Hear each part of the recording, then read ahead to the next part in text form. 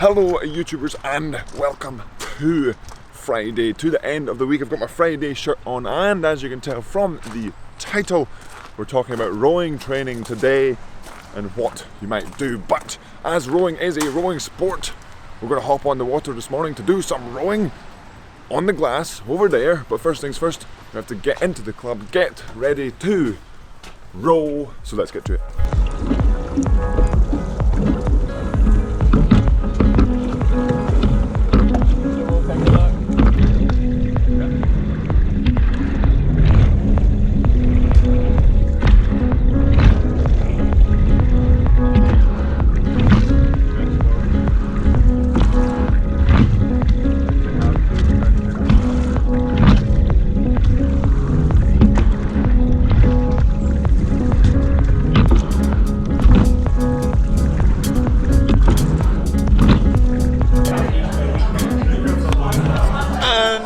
Finished our breaded egg toast in the crew room today, post session in the pairs.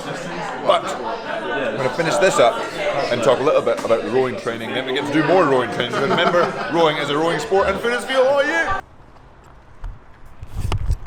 And we've made it outside of the boat base pre-session, talking a little bit about rowing training.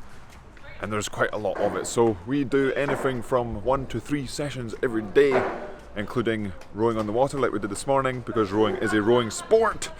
A little bit of weights as well, and a little bit of erging too. But depending on the time of season, depends on the ratio of the types of training, whether it's on the water, on the erg, or in the weights room.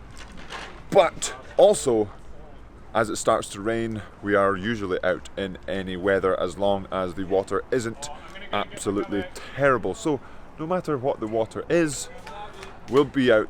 No matter what the weather is, we'll be out there. So if it's snowing, if it's cold, rainy, we'll be out. But like I said, if the water is too bouncy, too wavy, we won't be out there and we'll be inside on the erg. But now it's time to get back on the water, because remember, once again, rowing is a rowing sport. So we're getting in the 8 this session. Oh yeah.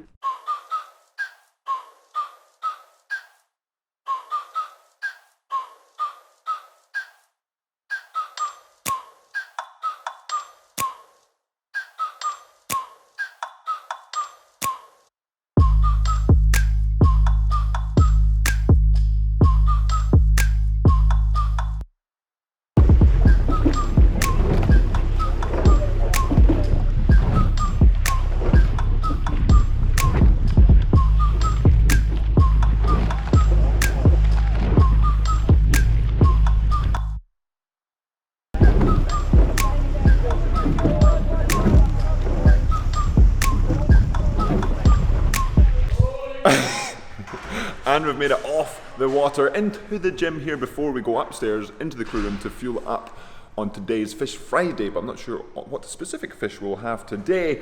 But decent paddle in the 8. Always interesting to switch around and do some mixed boats, or boats that we don't normally row in here at the club. But there's a lot of variation going on, because remember, variation is one of the keys to motivation, and just doing that, getting out there in a different boat can really sort of mix things up, shake things up for the week, or for the next few days anyway, as we go through training. So a lot of pairs work, getting in the 8s, getting in the 4s as well, and then now it's time to fuel up. So let's see what we got for Fish Friday.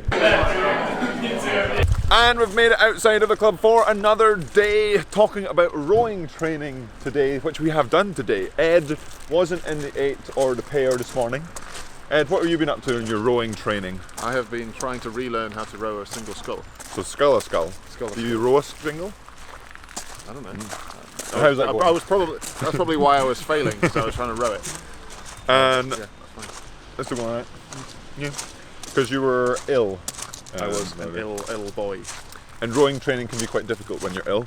It can, and also knowing how to return and how much to do and when is the right time to return is also difficult.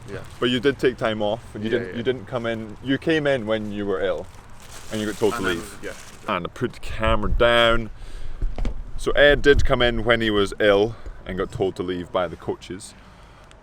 But rowing training What's your opinion on rowing training? Very wide question. My opinion on rowing training, as in, what do I think of it compared to other training? Or rowing? Yes. I think we train a lot. There's a lot. Like, what is rowing? Like, rowing training, if you were to describe rowing training, what would you describe it as? A lot of time. Steady, very time consuming, sometimes painful, sometimes a bit boring. Like, I know some golfers, some pro golfers, or some rugby guys, and when we say what we are doing is training, they like scratch their head. Why are you doing so much? I think because the same in cycling or sports that are very physiological. Obviously rugby and football and stuff are physiological, but it's mainly skill based. If you're very, very skillful, you need to be fit, and then and like, you don't have to be like fit. Yeah. Like, you can be fit, but not like, you're not going to beat someone else by being that much fitter. Yeah, exactly. And the reason footballers stay fit is because they want to still be skillful after 80 minutes in the game. Yeah, exactly. And obviously they want to run harder, whatever. Yeah. And that's a big part of rowing training. Well, I'll get a camera. And the reason for that, for rowing training, like, it's not like the rugby or the other sports where, and like cycling, it's you, by training hard, like, so by having a better 5k, 2k, the chances of you beating the next person are higher, assuming you have the same skill level. Yeah.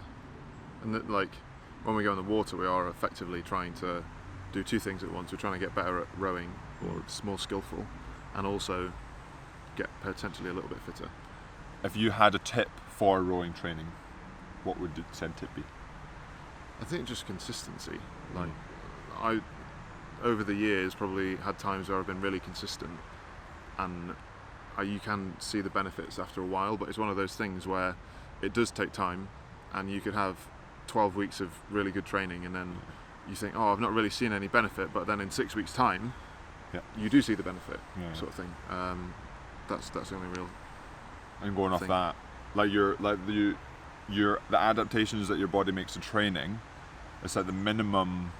Going off my research, but I'm not a doctor. It's like 6 weeks is like the minimum to see changes. Yeah. So if you train for 6 weeks, you start to see, or depending on the training you're doing, you might start to see changes. And it's not. So that's what, when some people have difficulty with it, whether it's rowing training or any other training, is like you said, you might not see changes for like 10, 12 weeks. Especially the weird thing is that the longer you have trained for as well, the longer it takes for there to be a change. So like, if you are completely from day one, there'll be a massive amount of change quite quickly, but then it obviously plateaus, and that's sort of what you have to deal with. And that's when like your mentality comes into it, because if you're on a plateau and you're thinking, I'm not really getting anywhere, that's when it matters that you're training, rather than thinking, oh well, I'm not getting any better, I may as well just... And that's when I was playing basketball, that was a difficult thing for me. Been playing for I've rowed for almost 8 years now, but I had played basketball for 12 when I stopped. And so it was at that point when I was like trying to decide between rowing and basketball. Rowing, I could do a week of training and see my 2k drop 20 seconds. But basketball, I had to go shoot like 1,000,000 shots before I'd be like, right, that's my shot, changed a little bit and I'm a bit more accurate, rather than seeing those huge things. And it is that bit more, like when you see the big changes, it's a bit, you get like more motivated, because it's easier to see changes. And like you said, when you see those small changes, or it's hard to see those small changes, it can be hard to go do that. But that will be it for today's episode on rowing training. We'll probably make a few more on rowing training, because rowing training is what we do, and there's just so much about it that we can talk about. But before or after this bit, after I say goodbye, we're going to see if Yam likes his new body warmer. So I got one because it was getting colder. It was approaching 0 degrees Celsius, or 32? 42? 32. 32 in freedom height. And so I got Yam a little body warmer to prepare for it when it does get colder. But I didn't realise that this was this is full Yam size, not mini Yam size.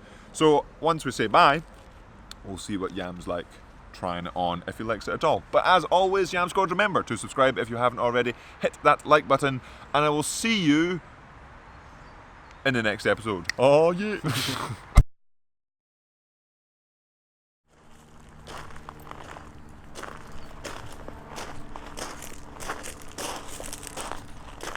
Yeah.